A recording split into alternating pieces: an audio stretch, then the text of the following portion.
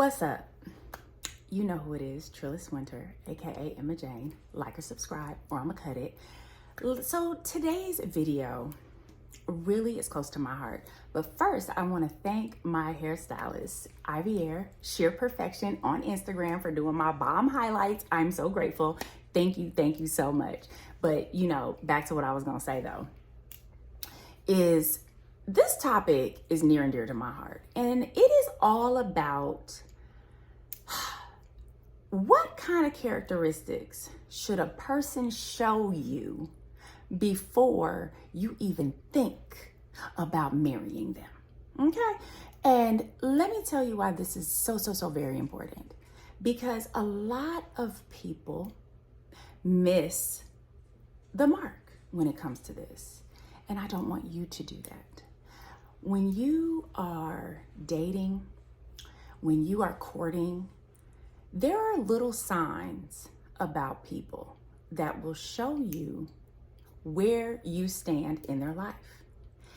And I'm gonna tell you this: if you do not feel like this person prioritizes you over other things, this person stops to make sure that they communicate with you, this person makes sure that they communicate with you every day.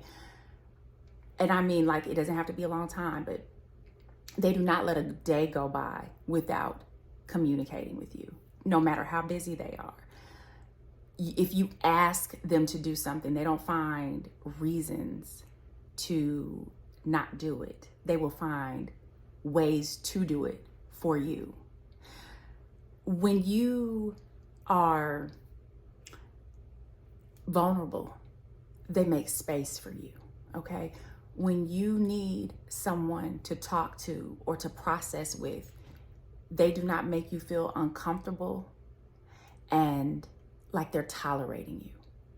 And these are things that I think a lot of people are not paying attention to when they are considering going to the next level in commitment.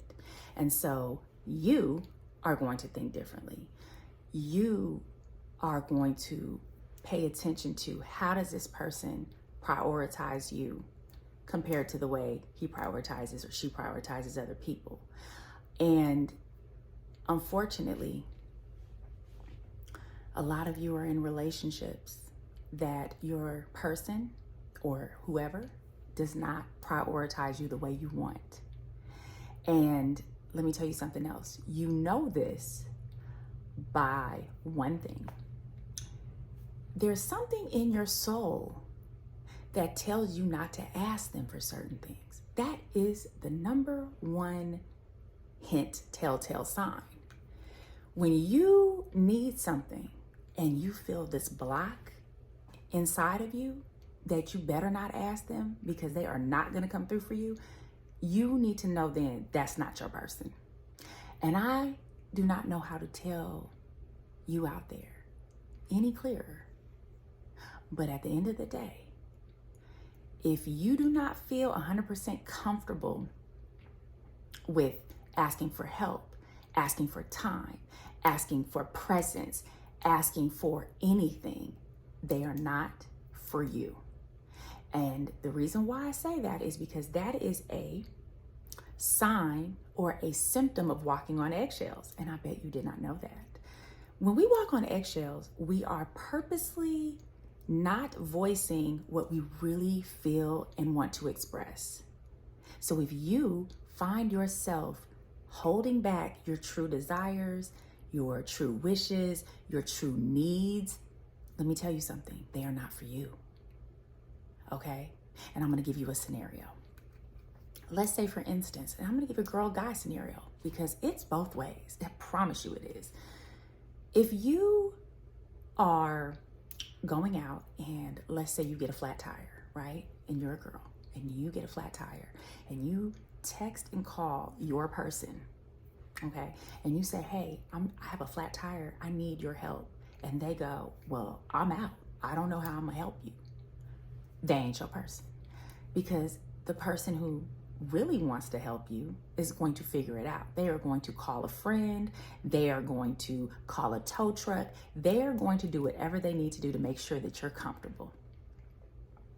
And there are scenarios after scenarios after scenarios that show this. But the number one scenario that I find that women struggle with when it comes to men is actually telling him how she really feels. Because the fear factor.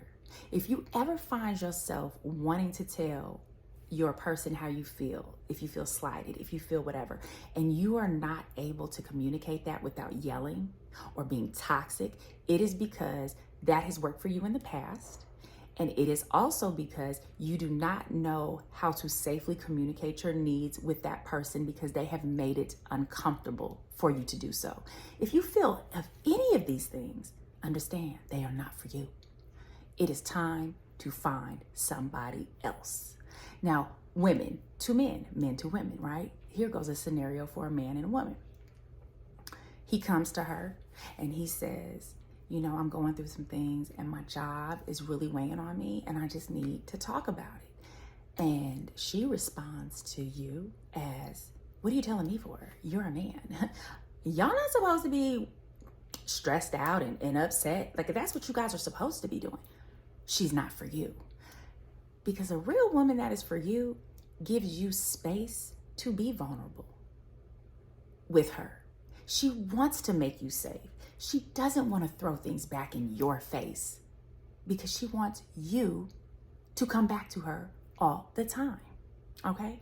So what I'm trying to bring home is that there are a lot of different scenarios, but that show us that we are wasting our time with a person. And I just don't want to see you wasting your time with people who really are just using you for their convenience.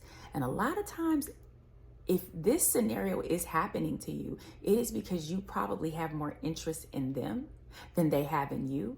And they know that, but they're breadcrumbing you along, okay? They are making sure that they give you just enough to keep serving them, and they feel comfortable telling you what they need. Trust me, they feel real comfortable. But for some reason, you don't feel comfortable. And why is that? So pay attention to little things like this. Facial expressions. When you are talking to somebody and they start doing this squishy face, like, that means they don't want you talking to them. They don't want you being vulnerable. They don't want you to be transparent. It's like, let me tell you, I have been in situations where I would see somebody do that and I would call them out. I'd be like, you know what? Clearly, you have used this before to condition women to not be transparent and vulnerable with you because you don't want to be vulnerable. And they were like, oh, that's not true. Oh, yes, it is. And then guess what? They admitted it. I said, so when a man is like, and moving all around and doing whatever, they have learned a behavior pattern to stop and prevent you from opening up. And what happens is, if you really like this person, you are going to shut down and squish up. And they know, let me tell you something, they know what they're doing. Because trust me, when they were trying to get them draws, they wasn't. So why are they trying to do it when you need something from them? Because they're really not for you. And I know this is going to be a hard video because I know there's going to be somebody out there like, oh my God, I don't feel comfortable talking to my partner. I don't feel comfortable talking about this subject, this subject, this subject. Okay, if you have that, they're not for you. It's time to cut the cord. And it is okay. But I tell you what, I would rather tell you to cut the cord now than later on when you're wishing that, dang, I wish they were emotionally available for me, and I wish they were present, and I wish they would talk, and I wish they would communicate. Nah. You lost all that negotiation power when you gave up the cookies. And for the men, you lost all negotiation power when you was just giving, and letting her take advantage of you. And so that is why I think it's really, really important that we don't play psychological games, right, with people that we really, really like. Because I'm telling you, when you are transparent in being yourself, I'm going to tell you two things are going to happen. You're either going to run him off or he's going to like you more. Nobody wants to tell you about this trick because we are all caught up playing games and chasing and hiding and no contacting and doing all the things. And they're all great because let me tell you, psychological games work, baby. They work. Why do I know they work? 12 years in the game, I know they work. Actually, longer than that. And I understand the power of psychology and mixed signals. Did you know that therapists are the king and queens of mixed signals? We give mixed signals to patients all the time. We welcome you in. Come and talk to me. And then right when your time is up, you got to go. They're like, what? I thought we were bonding. No, I don't know why you thought that. I do not know why you thought that. I'm doing my job. You know what you're doing. Mixed signal. But guess what? They come back. They come back because they're like, I have to finish. And that is what people who are not for you do. They give you mixed signals so you can keep coming back, so you can be addicted to them. And healthy relationships are not about addiction. They're about interdependency. I'm gonna show up for you. I'm gonna make things easy for you. And then you're gonna make things easy for me. And guess what? We're not gonna fight. We're gonna be real cool. We're not gonna fight. And yes, the thrill might not be there because it's so transparent, but I'm gonna tell you, it's much more healthier. So whenever you're ready to mature and to not deal with those mixed signals anymore, or to not deal with those blockages anymore, you will have so many more amazing connections and relationships with the right people. But if you are staying in situations where you know you can't be yourself, trust me, they ain't being themselves. Anytime you're not being something, they're a reflection of that. Anytime you're being something, they're either a reflection of that or they're not. So I will just explain that when we feel like people are giving us mixed signals, we're probably giving mixed signals. When we feel like, someone's not allowing us to be close, there's probably a part of us that's not allowing them to be close to us because we already sense their bull crap. And you need to think about that. How many times have you sensed the BS on somebody with the first few dates, and then it closed you up and they sensed it? And then when they sensed it, they started closing up. But we're very unself-aware. So I really want to drive this home. Please become more self-aware. Know thyself. Socrates said that. Know thyself. Because when you know thyself, you already understand your bull crap. You already understand that you got daddy issues, mommy issues. You already understand you got trauma. You already understand that you're dealing with a lot of things. And instead of just being honest about it, you want to hide behind a mask. And I'll tell you this, as you hide behind a mask, every now and then you'll show peaks of yourself. And you know what happens? You're building tolerance in that process. So every time you show some bull about your personality to somebody else and they deal with it and you're dropping little bits and pieces, basically you're testing their tolerance for BS. You're testing them and conditioning them to deal with your toxicity. And if they are doing the same thing, like dropping, little bits of their mask, the difficulties, the arguing, the frigidity, basically the unwillingness to meet you halfway. Oh, trust me, it was already there in the beginning, but you thought it was cute. You thought it was a joke. You didn't think this person was selfish. You just thought they were having a bad day. No. They testing you. They're testing to see, can you tolerate their BS? And when they find, because there are a lot of men and women out there who have like a God complex. And when I say that, I mean a God complex in the sense of no one's equal to them.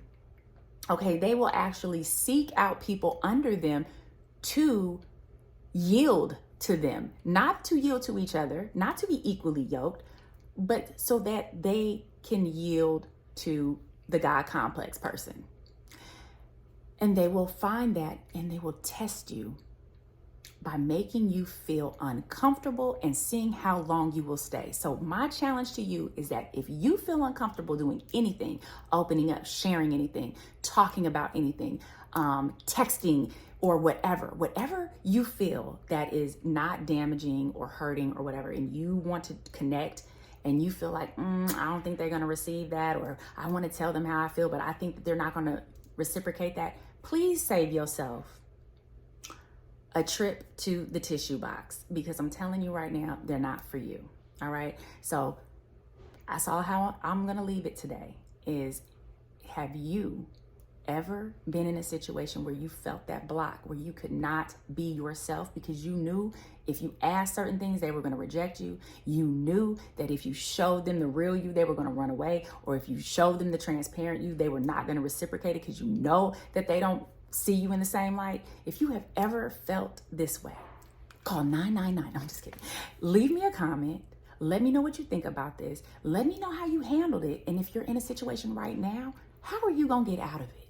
Because I want to see you win, and I don't want to see you struggling with that, because you should be able to be yourself and people should celebrate you and not tolerate you. And if you feel tolerated in any kind of relationship, it's time to give the deuces.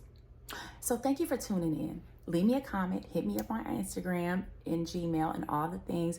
Like and subscribe, and send this to somebody who you already know is in a whack relationship they can't be transparent with. I'm sure they would love to be mad at me and not you. And so thank you for tuning in, and